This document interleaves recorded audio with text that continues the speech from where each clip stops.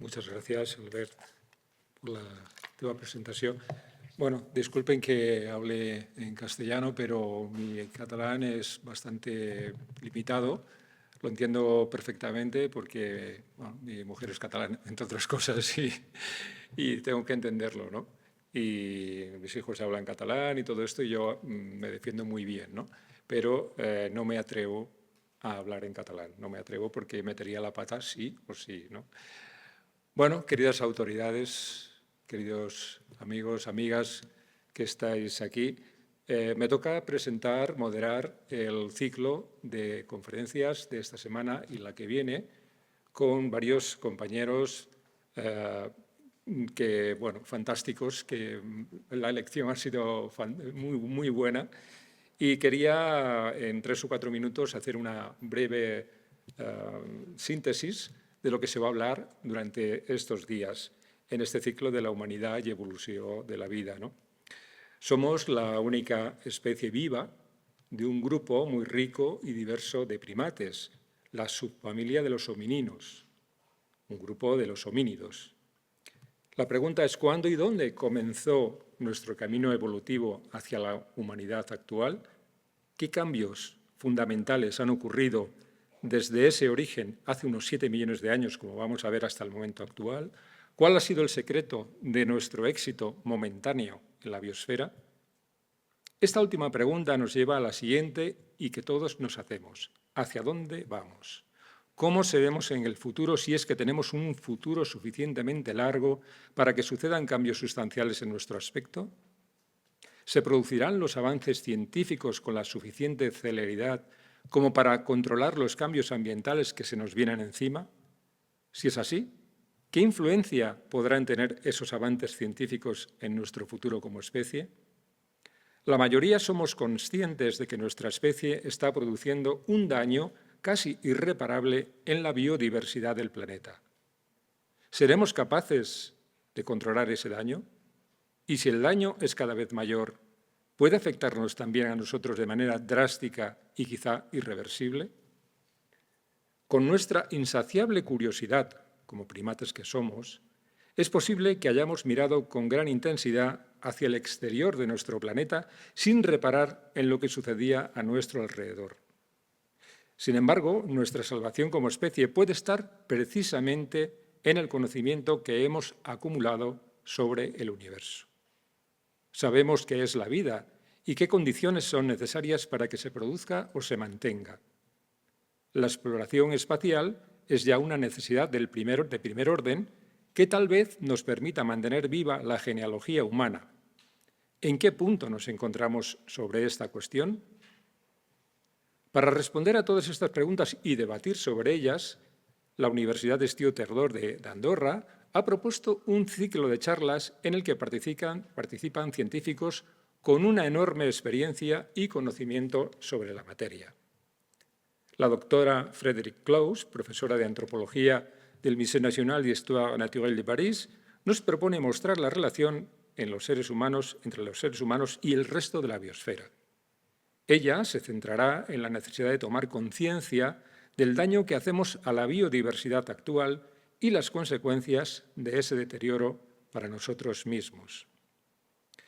El doctor Salvador Masip, catedrático de Medicina Molecular de la Universidad de Leicester y de la Universidad Oberta de Cataluña, centrará su charla en el transhumanismo, un movimiento intelectual que propone la transformación de nuestras capacidades físicas y cognitivas gracias a los avances exponenciales de la genómica o la tecnología digital.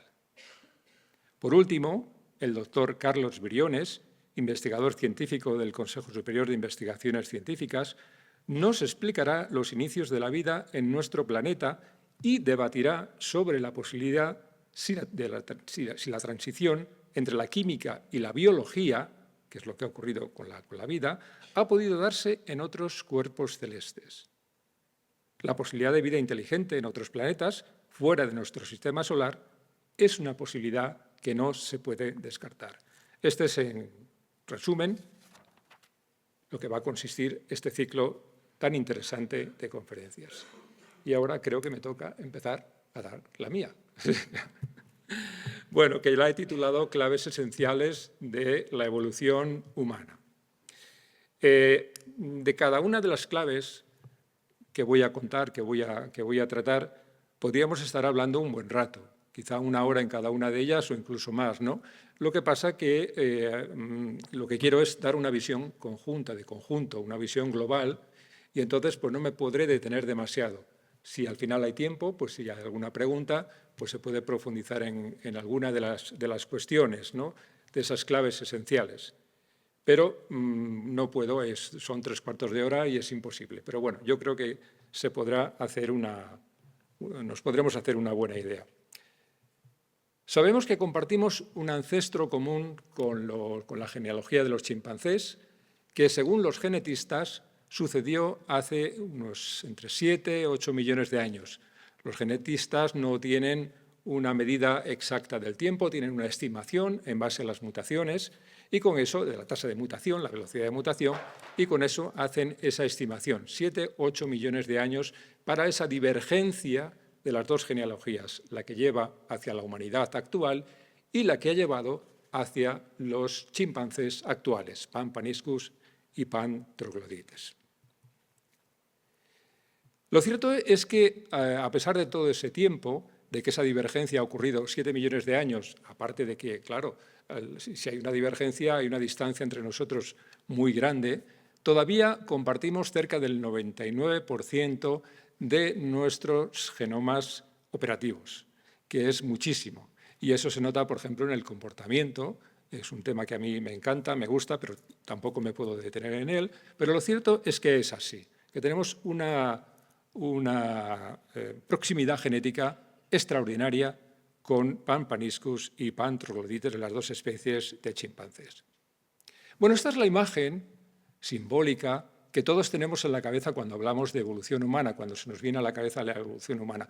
Es una imagen que tiene una historia muy larga, que data del siglo XIX, cuando se habla del eslabón perdido entre los simios antropoideos y el ser humano. También data de los años 50, cuando Ernst Mayr habla de que nuestra evolución se ha producido con 3 especies de manera consecutiva, una detrás de la otra. Entonces esa imagen ha quedado ahí, está muy bien, a mí me gusta, es más, es de una manera muy abstracta, es el logo del Museo de la Evolución Humana de Burgos, con lo cual, bueno, pues a mí me gusta, está muy bien. Bueno, pero lo cierto es que nuestra historia evolutiva ha sido realmente muy compleja. He traído esta imagen, podría haber traído otra, pero lo cierto es que nuestra evolución ha sido muy ramificada, más bien se parecería, más que a un árbol filogenético, ¿no?, que tiene una direccionalidad, se parecería a un arbusto en el que hay muchas ramas, que incluso pueden interaccionar entre ellas, como así ha sido, y que cada una de esas ramas pues, da sus frutos y finalmente muchas especies acaban extinguiéndose, como es lógico. Y bueno, de ese arbusto evolutivo solamente queda en este momento una especie que somos nosotros. Una gran responsabilidad. Somos lo único que queda de ese gran arbusto evolutivo de la subfamilia de los homininos, como los he llamado en la presentación. Homínidos, yo prefiero muchas veces utilizar la palabra homínidos, que es más conocida por todo el mundo, pero bueno, en cualquier caso los homínidos comprenden los chimpancés, orangutanes, etcétera. Somos homínidos, obviamente, pero dentro de un grupo muy concreto que son los homininos. ¿Qué se conoce de esa evolución de hace 7 millones de años desde el punto de vista paleontológico, que no genético? Pues realmente muy poco. Hay muy pocos restos encontrados en África, que es nuestro origen, de hace 6 millones de años, 7 millones de años, se conoce muy poco. Lo que mejor se conoce en este momento tiene solo 4,4 millones de años y corresponde a una especie que nuestro colega Tim White y otros colegas suyos denominaron Ardipithecus ramidus, una especie de hominino que tenía una talla pues, realmente pequeña, un poco más de 1 metro de estatura, una capacidad encefálica, un cerebro de unos 350 centímetros cúbicos, realmente muy pequeño, era bípeda, esto es importante, es la primera adaptación de la genealogía humana, aunque aquí lo vemos sentado en un árbol porque, aparte de ser bípedos, eran muy buenos arborícolas también. O sea, tenían las dos adaptaciones, ser arborícolas y ser bípedos. Y me gustaría que os fijarais, por ejemplo, en los pies que ha dibujado nuestro dibujante, ¿no? Y veis que el dedo gordo del pie está separado de los demás. El quinto dedo está separado de los demás porque tiene unas capacidades para trepar realmente extraordinarias. Esta especie se publicó en la revista Science en octubre de 2009, ya tiene unos cuantos años, y bueno, Ardi, como la llaman, porque posiblemente fue una hembra, pues ha quedado con ese apodo, y es lo que mejor conocemos. Este es el aspecto del primer antepasado que conocemos gracias a la paleontología. Lo cierto es que cambiamos muy poco. Como vivíamos en África, un lugar, un continente lleno de vegetación, donde bueno, el ambiente era prácticamente igual, no había cambios, y cuando no hay cambios las especies no cambian. No cambian porque no hay necesidad de ello, ¿no? Y por eso estuvimos durante bastante tiempo, unos cuantos millones de años, siendo muy parecidos a Ardi con muy pocos cambios. Por ejemplo, aquí tenemos una representación, una recreación de la especie Australopithecus afarensis. Todo el mundo conoce a Lucy, que en los años 70 fue una hembra muy famosa porque bueno, fueron Donald Johanson y Tim White. De nuevo vuelvo a nombrar a mi colega Tim White, buen amigo, que publicaron esta especie. Y aquí tenemos el aspecto que tenía Lucy, pues un aspecto no muy diferente al de Ardipithecus ramidus, con la única diferencia, y lo vamos a ver enseguida, que su bipedestación había ganado enteros. Empezaba a ser menos arborícola, aunque todavía era arborícola, pero era una especie cada vez más bípeda.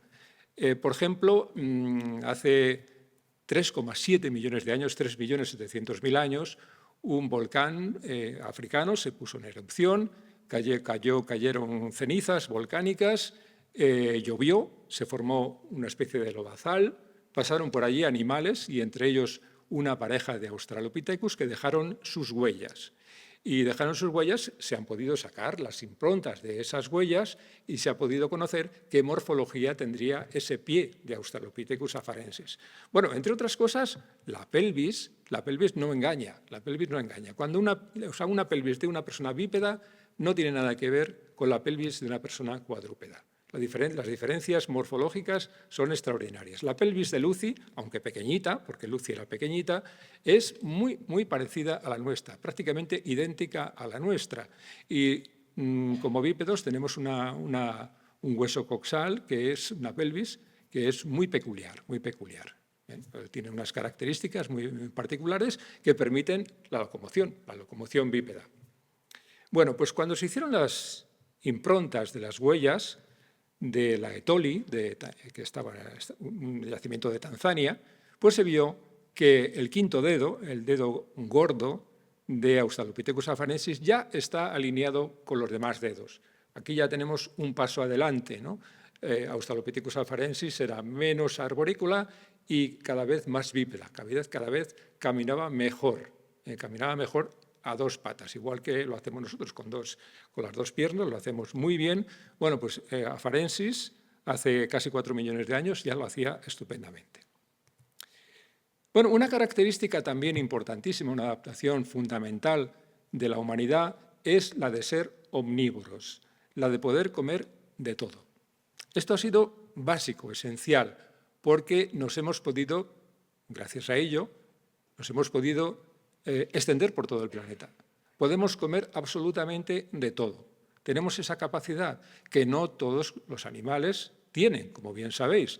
Hay animales que están especializados en la carne, otros solamente comen vegetales, otros comen insectos, en fin, cada uno tiene su nicho ecológico, sus capacidades para comer, ¿no? Y nosotros, en cambio, tenemos una gran capacidad que es que podemos comer absolutamente de todo.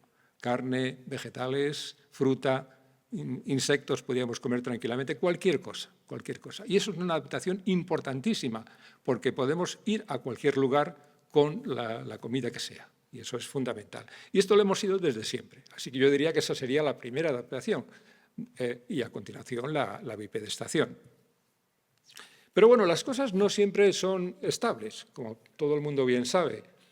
Por ejemplo, hace unos 2,5 millones de años, la temperatura global del planeta estaba bajando, estaba descendiendo, desde los casi 18 grados centígrados en la superficie de la Tierra, pues estaba bajando, ha llegado a tener hasta 12 grados en la superficie de la Tierra. Ahora estamos subiendo un poquito con el cambio climático, tendrá sus consecuencias, pero bueno, a mí eso de ahora no me importa, sino que lo que me importa es saber que se produjo ese descenso. Hay oscilaciones climáticas, que son las famosas glaciaciones, primero que fueron con un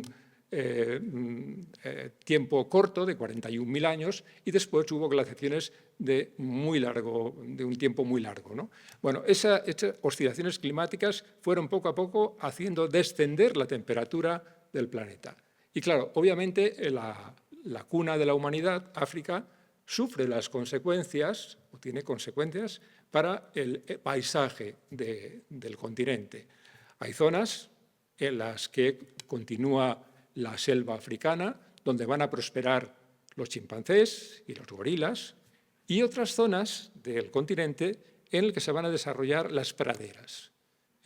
Son estas estepas con vegetación, con grandes animales, en los que van a tener que prosperar una serie de humanos, somos nosotros, nuestra propia genealogía, que tiene que vivir en este lugar, en estos lugares donde sí hay vegetación, pero no la misma que hay en las zonas boscosas del oeste de África, donde van a seguir viviendo tranquilamente orangutanes gorilas y chimpancés. Bueno, pues en estas sabanas es donde vamos a vivir. ¿Qué es lo que tenemos aquí? Pues encontramos una dieta diferente. Ya no tenemos frutos tan fácilmente. Sí, podemos obtener bulbos cavando en la tierra, podemos tener algo de vegetación, pero fundamentalmente lo que tenemos es animales. Pero como antes decía, como somos omnívoros, fantástico, nos adaptamos a lo que haga falta y empezamos a comer animales grandes. Esto se sabe muy bien porque los yacimientos arqueológicos, los yacimientos paleontológicos de África así lo demuestran. Consumíamos animales grandes. Y entonces esta es una evidencia clarísima de que nuestra dieta tuvo que cambiar sí o sí. Hace también cerca de 3 millones de años, todo sucede al mismo tiempo, aparece algo importantísimo en nuestra evolución, que es la cultura. Cuando hablo de cultura no me refiero a las bellas artes, obviamente, me refiero a todo. La cultura es todo. La cultura es las gafas con las que puedo ver, el ordenador que puedo utilizar, en fin, es la transformación de la materia prima, la utilización de la materia prima para conseguir cosas que nos sirven para algo, ¿no? Los asientos en los que están ahora mismo sentados, etcétera, etcétera, los coches con los que hemos venido, todo eso es cultura, aunque lo llamemos tecnología, pero es cultura. Bueno, pues las primeras evidencias de transformación de la materia prima las encontramos en África con una antigüedad de cerca de 3 millones de años. Son las herramientas de piedra que van a aparecer en distintos yacimientos africanos. Es el inicio de algo realmente importante para la humanidad, la cultura. El inicio de algo fundamental, la transformación de la materia prima con un fin concreto. En este caso, utilización de esas herramientas para algún fin. Fundamentalmente, lo sabemos, para descuartizar animales, por ejemplo, o para matar animales. Otro aspecto que también la paleontología nos ha proporcionado, muy interesante, es la aparición de una adaptación que pasa muy inadvertida generalmente, que es la llamada pinza de precisión. La posibilidad que tenemos los seres humanos de hacer este gesto que estoy haciendo yo ahora mismo y que me permite coger las gafas con mucho cuidado para que no se me rompan, o coger un bolígrafo y escribir una carta, por ejemplo, ¿no? O hacer un reloj, por ejemplo, alguien tiene la capacidad o hacer una operación quirúrgica con muchísimo cuidado. Eso no lo pueden hacer los chimpancés. Tenemos esa capacidad fantástica de utilizar los dedos índice y pulgar para tener la pinza de precisión. Con esto hacemos la tecnología, con este simple gesto, ¿no? La posibilidad de que el dedo índice se pueda oponer a los demás dedos. Los chimpancés, gorilas, orangutanes también y otros primates tienen la capacidad de prensión porque son trepadores. Tienen mucha fuerza en las manos, pero no son capaces de hacer este gesto tan importante. Bueno, y por último, una cosa que empieza a ocurrir hace unos 2,5 millones de años aproximadamente, es el incremento rapidísimo del tamaño del cerebro. Un crecimiento que en los últimos 2 millones de años ha sido exponencial. Esto es algo inaudito en el mundo de los vertebrados, de los mamíferos, es inaudito.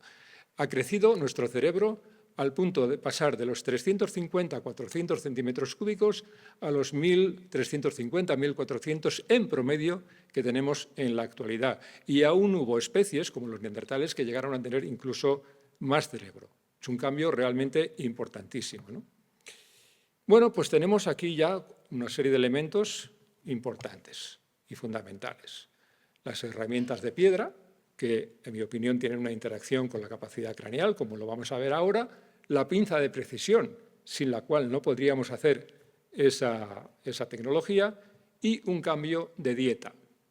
Un cambio de dieta, entonces todo el mundo me va a preguntar, entonces el hecho de comer más carne nos hizo más inteligentes, pues realmente no, realmente comer más carne no te hace más inteligente, pero sí que es cierto que, según la hipótesis que yo puedo plantear en este momento, es que la selección natural fue positiva y permitió que los individuos que tuvieran las mayores capacidades, habilidades para realizar herramientas, tecnología y para cooperar de manera social para la obtención de la carne, de la caza, fueron individuos favorecidos por la selección natural. Yo me imagino siempre, pongo como ejemplo, un orangután cuando se despierta en la isla de Borneo, muy tranquilamente, por la mañana, coge una hoja, se la lleva a la boca, come y con eso ya ha desayunado. No tiene ningún problema, no tiene ningún predador que le esté molestando ni nada. Se la come, ya ha desayunado. Pero claro, si nosotros tenemos que comer carne en las praderas africanas, no nos queda más remedio que estar cooperando entre nosotros para poder conseguir esos animales que se mueven a mucha velocidad. La comida se mueve. En el árbol las hojas no se mueven, en la sabana sí, las sabanas se mueven y muy rápido. Así que esa cooperación social, esa necesidad de utilizar herramientas, de fabricarlas de una manera buena y de una manera eficaz, yo creo que fue lo que lanzó ese crecimiento exponencial de nuestra capacidad craneal, de nuestro cerebro.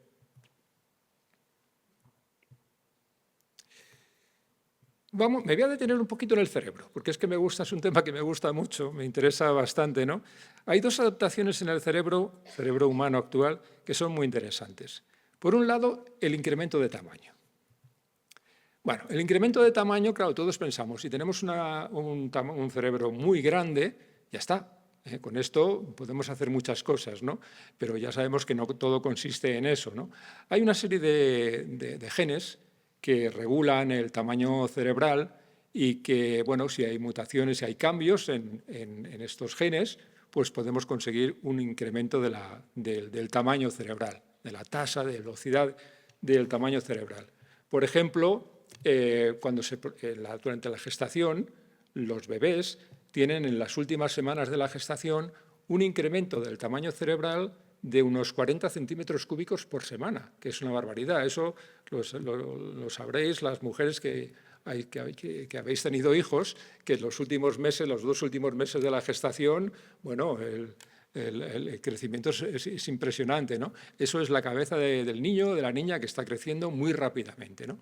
En cambio, en los chimpancés, hay aproximadamente unos 4 centímetros cúbicos por semana, que es muy poquito, ¿no? Y, por tanto, el bebé chimpancé pues, nace con 160, 170 centímetros cúbicos, mientras que nosotros nacemos con cerca de 400 centímetros cúbicos, que es, por cierto, la capacidad craneal del adulto de los chimpancés. O sea, que nacemos con una cabeza bastante notable en tamaño. No sé si había un poquito de agua por aquí. Sí. Me van a disculpar un momento.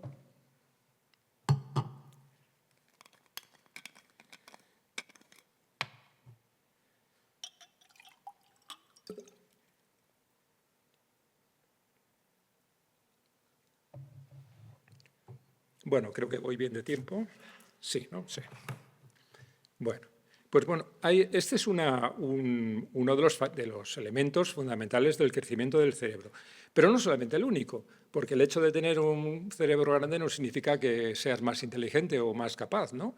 Hay personas que tienen un cerebro muy grande, pero sin embargo pues no son no tienen tanto talento como personas con un cerebro un poquito más pequeño. Así que habrá que recurrir a otro elemento, ¿no? Una segunda adaptación del cerebro humano ha sido la ralentización en la complejidad. Cuando nacemos, resulta que, bueno, somos esto, ¿no? Somos bebés, que apenas nos movemos, que lo único que hacemos es, bueno, pues llorar para pedir alimento y poco más, ¿no? Y tardamos un año o más de un año en empezar a caminar erguidos, de una manera bastante torpe. Nuestra capacidad motora pues tarda muchísimo, ¿no? en ponerse bien. En cambio, los chimpancés, cuando tienen ya 3 meses, pues corretean por la selva y si viene un predador salen corriendo y se refugian con la madre y no hay ningún problema. Tienen un crecimiento de la complejidad motora que es muchísimo más rápido que el nuestro. Nosotros permanecemos en ese estado altricial, que llaman los expertos, durante mucho tiempo, durante bastantes meses, ¿no? Y además hay una cosa importante, luego lo comentaré, pero tardamos bastante más en crecer que los chimpancés, los gorilas y los orangutanes, y probablemente que nuestros ancestros Australopithecus, Ardipithecus, etc. Tardamos bastante más. Y ese tiempo de más es importante para que el cerebro incremente su complejidad, porque recibimos muchísimos estímulos que vamos incorporando en nuestro cerebro, y hay una serie de genes que regulan precisamente esa conectividad entre las neuronas del cerebro. Cuantas más conexiones cerebrales tengamos, mayor será nuestra complejidad y, finalmente, mayor serán nuestras capacidades intelectuales. Así que todo es una cuestión de tamaño, por un lado, pero también de complejidad. Esto es importante. La complejidad, incluso yo diría, que es más que el tamaño cerebral. Hay otra cosa importante del cerebro y es una sustancia que se llama la mielina. La mielina, que es una sustancia formada por lípidos y proteínas, se encarga de proteger las fibras largas de las neuronas, las que conectan unas con otras. Es una sustancia que se va produciendo al cabo de nuestra vida y que poquito a poco va haciendo que las neuronas, los cilindroejes, las fibras largas, estén protegidas. Y con eso se consigue no solamente esa protección, sino que además el estímulo nervioso circule a una velocidad 100 veces superior a cuando no hay mielina. Esto es interesante, claro, porque cuando nacemos tenemos muy poca capacidad de estímulo, ¿no? Sí, nos estimulamos, pero poco, ¿no? Sí, los niños pequeñitos están totalmente, bueno, a merced de lo que haga, de lo que sea, ¿no? En cambio, ya cuando somos mayores respondemos con energía, respondemos con reflejos a toda una serie de estímulos, y esto es gracias precisamente a esa sustancia que se llama la mielina. Bueno, la mielina en los chimpancés empieza a producirse antes del nacimiento y termina hacia los 14, 15 años, ya termina todo, ya termina el proceso. En nosotros la mielina empieza a formarse después del nacimiento y termina su formación aproximadamente hacia los 30 años de vida, ¿no? A la final de de la tercera década de la vida es cuando termina la formación de mielina. Quiere decir que nuestro cerebro tarda 30 años en estar en su máxima operatividad. Esto es muy interesante, porque, por ejemplo, muchas veces, claro, a los estudiantes que estamos haciendo investigación, cuando tenemos 30 años todavía estamos con el doctorado y que tenemos una beca, que tal, y ya cuando conseguimos un puesto de trabajo tenemos 40 años y estamos ya para irnos a casa, ¿no? Esto es así, es un error gravísimo que tenemos que plantearnos seriamente, ¿no? No sé, las personas que nos dedicamos a la ciencia o que se dedican a otras cuestiones que necesitan tener una buena cabeza, pues yo, en fin, que mejor que empiecen antes a funcionar que no a los 30 años, ¿no? Porque a los 30 años sí están en su mejor momento, ¿no? Pero a partir de ahí pues ya hemos llegado al tope, ¿no? Entonces, bueno, luego tenemos mucha experiencia, ¿no? Pero cuando somos capaces de generar ideas, de generar cosas interesantes, es hacia esa edad, ¿no? Las mayores innovaciones, inventos que ha producido la humanidad ha sido a esa edad, entre 25 y 35 años. Esa es la mejor edad, lo mejor. A partir de ahí, ya después, todo es experiencia. En fin. Bueno, aquí hay un dibujo muy típico que encontramos siempre en Internet, que además te indica, el color azul es la mielina, ¿no? Indica el crecimiento de la mielina. Y precisamente la última parte que se mieliniza es la parte del frontal, de la zona frontal del cerebro, que es donde tenemos cosas muy interesantes y muy humanas, como por ejemplo la capacidad de planificación, de planificar, por ejemplo, este curso, ¿no? Esto es muy importante. Aquí es donde se va a producir, ¿no? Y la capacidad para muchísimas cosas, ¿no? Esta parte es la última en mielinizarse por completo, ¿no? En fin, bueno, son cosas interesantes del cerebro que a mí me interesan mucho y que no puedo contar mucho más, ¿no? Lo cierto es que en el cerebro humano, de una manera muy singular, se ha producido un desacoplamiento entre el crecimiento cerebral. Nuestro cerebro a los 7 años ya tiene el tamaño que va a tener en el adulto, aproximadamente a los 7 años. Antes se decía, no sé si recordáis las personas de más edad, estamos en el uso de la razón, ¿os acordáis, no? Era hacia los 7 años, te decía, a los 7 años ya tienes el uso de la razón. Era porque el cerebro te había crecido tanto y ya se pensaba que con eso ya teníamos la razón. Y no teníamos ninguna razón. Éramos todavía nada, no sabíamos nada, absolutamente nada, ¿no? El uso de la razón lo tenemos a los 30 años, ya está. En fin, bueno, pues ha habido un desacoplamiento entre el tamaño cerebral y la complejidad. Esto es una característica singular de nuestra especie. Y ahora una pregunta que siempre me hacen, ¿no? Y es que ¿hasta dónde va a crecer nuestro cerebro, ¿no? Porque, claro, si tenemos un cerebro muy grande, pues seremos más inteligentes, más brillantes, etcétera, ¿no? Bueno, pues lo cierto es que nuestro cerebro ha descendido, en los últimos milenios ha descendido de tamaño, ¿no? Cosa curiosa, ¿no? Y hay varias razones para ello, ¿no? Bueno, los neandertales, por cierto, tuvieron un promedio que se conozca de unos 1.600 centímetros cúbicos y nosotros estamos en menos, en 1.350. O sea que a lo mejor el tamaño no es lo más importante, ¿no? Y bueno, pues lo cierto es que el cerebro es un órgano muy caro. Es un órgano muy caro desde el punto de vista metabólico. Se lleva nada menos que el 25% de toda la energía que consumimos en reposo. Cuando estamos durmiendo, el cerebro es lo que más gasta, ¿no? Gasta muchísimo.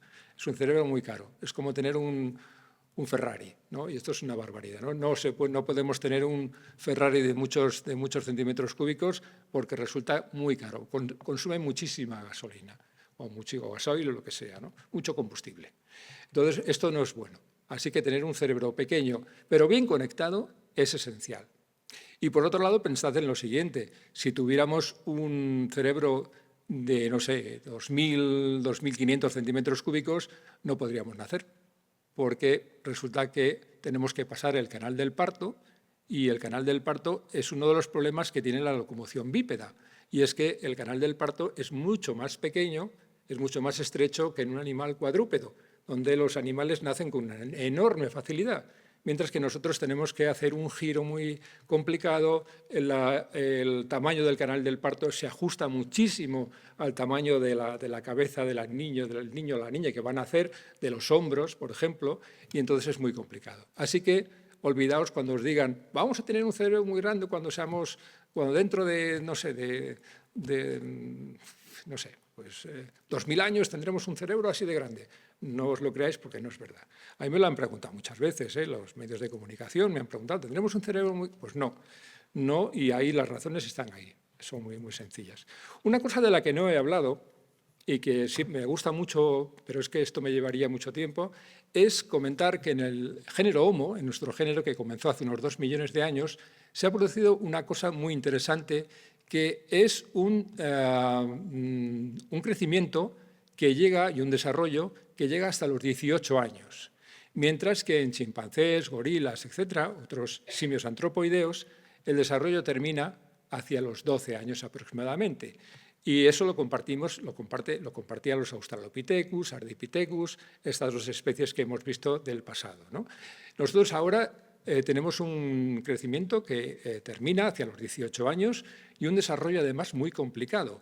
Ya no es tan sencillo como el de los vertebrados normales, como un león, como un oso, etcétera, sino que tenemos una infancia, tenemos una niñez, tenemos una fase juvenil y tenemos sobre todo una adolescencia que dura nada menos que la mitad del desarrollo. Una adolescencia que no hace falta que os comente todo lo que supone, ¿no? El ser adolescente, ¿no?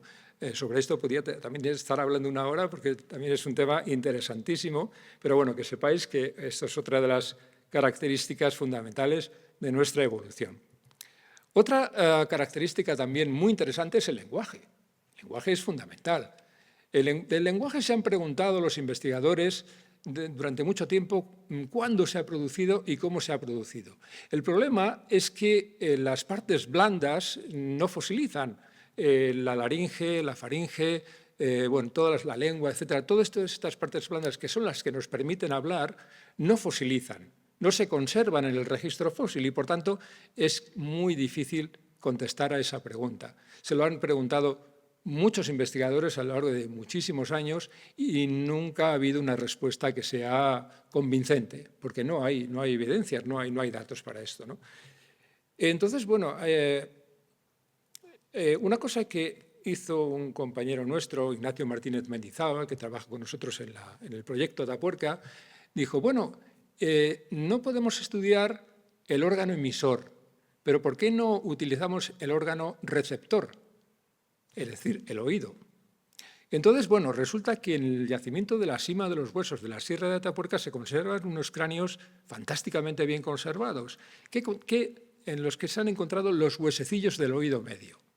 Entonces a este hombre se le ocurrió lo siguiente, ¿por qué no me alío con ingenieros acústicos y entre los dos resolvemos el problema de la audición de estos humanos que hemos encontrado en la Sima de los Huesos y después han seguido con los neandertales, etcétera, ¿no?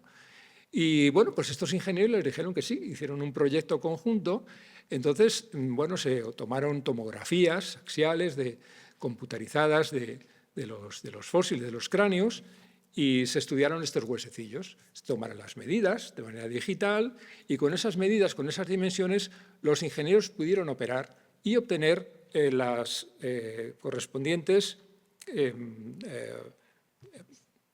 curvas de audición de estos humanos. Estas curvas de audición, que están en decibelios y están en kilohercios, pues tienen esta forma, ¿no? La nuestra tiene esta forma. Porque nosotros tenemos un ancho de banda muy grande, precisamente porque somos capaces de escuchar tanto las consonantes como las vocales y sus distintos componentes, o sea, la combinación de vocales y consonantes. Tenemos una audición que nos permite distinguir el lenguaje, precisamente. El lenguaje es la combinación de una serie de fonemas, A, E, I, O, U, y todas las combinaciones posibles con todas las consonantes, ¿no? Gracias a ello entendemos un lenguaje. En cambio, cuando vemos esta misma curva en los chimpancés, vemos que oyen muy bien en unas ciertas frecuencias, pero no en otras. La curva de los chimpancés, prácticamente aquí vemos como, vamos a ver la curva, en los chimpancés, esta curva baja muy rápidamente. En cambio, en nosotros, esa curva se extiende, tiene un ancho de banda muy grande. Y lo interesante, lo curioso, es que esa curva que encontraron mis colegas en la cima de los huesos, y también lo han hecho los neandertales, prácticamente coincide con la nuestra. Es decir, estos humanos oían exactamente igual que nosotros. Con esto no han demostrado que hablaran, en absoluto, ¿no? Pero que escuchaban y que eran capaces de entender una conversación, de entender esto que estamos haciendo, ¿no? Yo estoy hablando y me estáis escuchando y estáis entendiendo lo que estoy contando, ¿no? Esta capacidad la tenían los neandertales, la tenían los humanos de la cima de los huesos, pero no la tienen los chimpancés y posiblemente tampoco la tenían los australopithecus.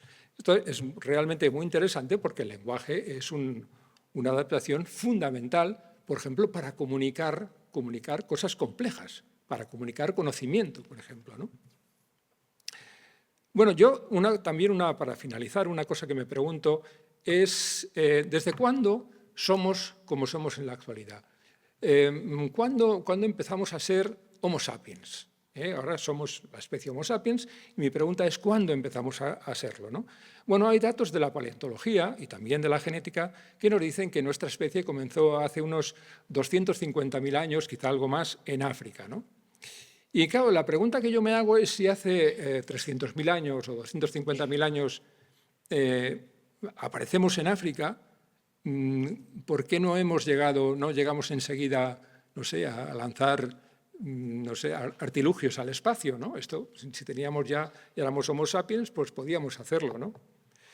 Bueno, este, por ejemplo, es un cráneo que tiene 160.000 años, que también descubrió mi amigo Tim White, y siempre hablo de este hombre porque ha descubierto cantidad de cosas, lo encontró en Etiopía, fueron varios cráneos, el cráneo de Gerto, tiene 160.000 años y su aspecto, su forma, pues no es muy distinta de la nuestra, un poco más robusto, pero poco más, ¿no? Bueno, ¿esta gente cómo vivía? Pues vivía así, eran cazadores y recolectores, no hacían mucho más que lo que vemos en esta imagen. Por supuesto, hacían fuego muy interesante desde el punto de vista también de la tecnología, de la cultura, cazaban, recolectaban, hacían cabañas quizá, ¿no? Y bueno, y esto, ¿no? Tardamos bastante tiempo en Europa en hacer algo simbólico. Por ejemplo, las pinturas de Altamira tienen 14.000 años, esto prácticamente es antes de ayer. Hacer estatuillas y demás que ya tienen un componente simbólico o hacer incluso música, pues esto es relativamente reciente ya en nuestra especie. Y no digamos el simbolismo, ¿no? Todo esto ya es de antes de ayer. Así que hemos tardado muchísimo tiempo desde que aparece nuestra especie en lograr estas cuestiones, como el pensamiento simbólico. Lanzar un objeto al espacio nos ha llevado muchísimo tiempo, muchísimo tiempo. Hemos estado durante mucho tiempo siendo cazadores y recolectores y luego más tarde en el Holoceno siendo agricultores y ganaderos, ¿no? ¿Por qué? ¿Por qué se ha producido esto? Bueno, vuelvo a la imagen de estos cazadores y recolectores y nos podemos imaginar que uno de los componentes de esta tribu podía ser un individuo muy inteligente que era capaz de hacer una nueva tecnología de la piedra o era capaz de hacer algo muy interesante, ¿no? Y claro, pues bien, esa tribu se beneficiaba de esa innovación que hacía ese individuo, ¿no? El problema que tenía esa persona era que no podía transmitir ese conocimiento, porque sí, se iba a la tribu vecina y a lo mejor estaban en guerra o se estaban peleando, ¿no? Y no podía transmitir ese conocimiento. Este es el problema, ¿no? Que el conocimiento no se transmitía, se quedaba dentro de esa tribu o a lo mejor de dos o tres tribus cercanas que, bueno, se llevaban bien, ¿no? Pero el conocimiento no prosperaba, se quedaba ahí.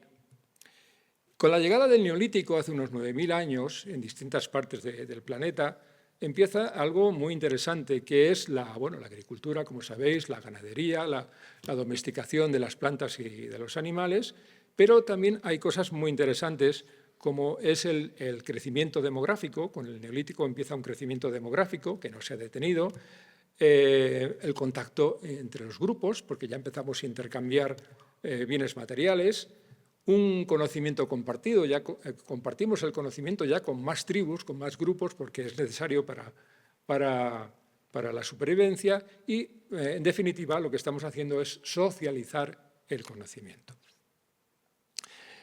Y, bueno, aunque nuestros cerebros apenas ha cambiado desde hace 300.000 años, quizá un poquito, alguna mutación, alguna cosa, Lo cierto es que, bueno, pues gracias al intercambio de información, pues hemos conseguido cosas extraordinarias. Ese intercambio de información, cuando intercambiamos información, nos juntamos y trabajamos en grupo, podemos producir eso que llamamos innovación.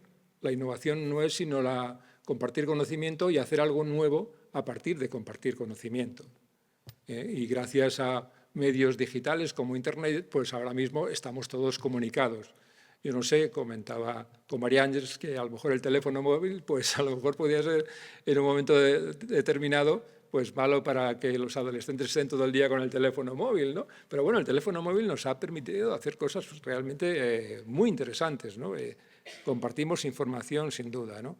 Nuestro éxito evolutivo se puede explicar, como especie, se puede explicar precisamente porque estamos compartiendo conocimiento entre todos, la ciencia, el progreso, la innovación, la creatividad. Todo esto es una cuestión no del hecho de que tengamos un cerebro muy conectado, que sí que es así, ¿no? Sino que estamos compartiendo conocimiento unos y otros. Cada uno de nosotros tenemos una característica, una particularidad, una posibilidad. Si juntamos todas esas posibilidades, podemos hacer cosas realmente extraordinarias. Es lo que todo el mundo llamamos el cerebro colectivo, ¿no? Es un cerebro colectivo en el que cada uno tiene su función y con eso tenemos un éxito realmente extraordinario.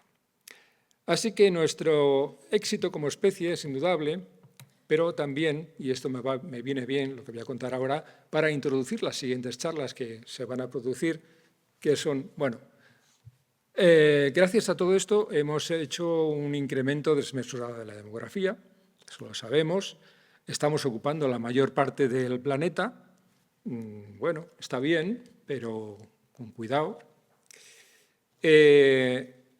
Exceso de desechos, o sea, por supuesto. Millones de toneladas en los mares de plásticos. ¿Qué os voy a contar? Que no sepáis, ¿no? La necesidad extraordinaria de recursos para mantener una población en el planeta de 8.000 millones de personas. Esto es un reto realmente extraordinario y yo espero que mañana nuestra ponente de mañana nos pueda contar algo al respecto, ¿no? Sobre todo porque es experta, según me cuenta María Ángeles, en la biodiversidad marina. Entonces yo estoy seguro que tiene una gran sensibilidad en este tema, ¿no? Por supuesto, estamos influyendo en el clima, las condiciones ambientales. Antes hablaba de una temperatura que llegó hasta los 12 grados centígrados y ahora estamos pasando a los 2 grados centígrados más, 14 grados. En el pasado, hace 7 millones de años, teníamos 18, 17, 18. Entonces diremos, bueno, no pasa nada, ¿no? Si teníamos 18 grados, si llegamos a 14, pues no pasa absolutamente nada. Bueno, pues sí pasa porque lo estamos haciendo muy rápido. Esa bajada de temperatura se produjo en 7 millones de años. Un tiempo suficiente para que las especies se fueran adaptando poco a poco.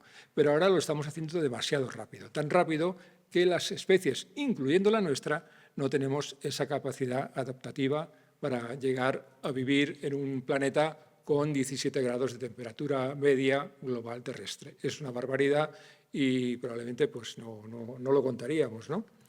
Y otro tema, y es el que más me preocupa a mí, es el control de la tecnología. La tecnología, como resultado de esas primeras herramientas que hicimos hace 3 millones de años, pues ha llegado a unos límites que todo el mundo conoce, ¿no? Y bueno, está muy bien, es fantástico, ¿no? El problema es controlarlo. Y cuando, por ejemplo, estoy hablando de tecnología, me estoy refiriendo, por ejemplo, a la tecnología armamentística. Entonces, claro, esa tecnología armamentística es tan buena como puede ser la tecnología que utilizamos para lanzar vehículos al espacio. Es una tecnología extraordinaria. Y esa tecnología, si no está en buenas manos, si no la controlamos, pues estamos perdidos. Ese yo creo que es el mayor problema, incluso más que el cambio climático global que se está produciendo. Y bueno, pues haciendo un repaso de las características, las voy a enumerar y con esto termino. Pues primera adaptación, una dieta omnívora, para que lo recordemos, importantísimo. La postura erguida, que poco a poco se fue perfeccionando, y la locomoción bípeda, como la que tenemos en la actualidad. Una cultura sinónimo de transformación de la materia prima, un incremento del tamaño cerebral y su complejidad, la pinza de precisión, que contaba antes, la ralentización del desarrollo del cerebro y esa complejidad que se ha producido con mayores conexiones neuronales y la formación de la mielina, la prolongación del tiempo y cambios en el patrón del desarrollo en el género Homo, del desarrollo somático en este caso, la aparición del lenguaje, me parece un elemento fundamental, y la complejidad cultural, incluyendo el uso del fuego, el arte, el simbolismo, etc. Estas yo creo que son las claves fundamentales que definen a nuestra especie, y con esto creo que ya voy a terminar, porque no sé qué hora es. Pues sí, las 8 menos 10. Yo creo que bien, perfecto. Muchas gracias.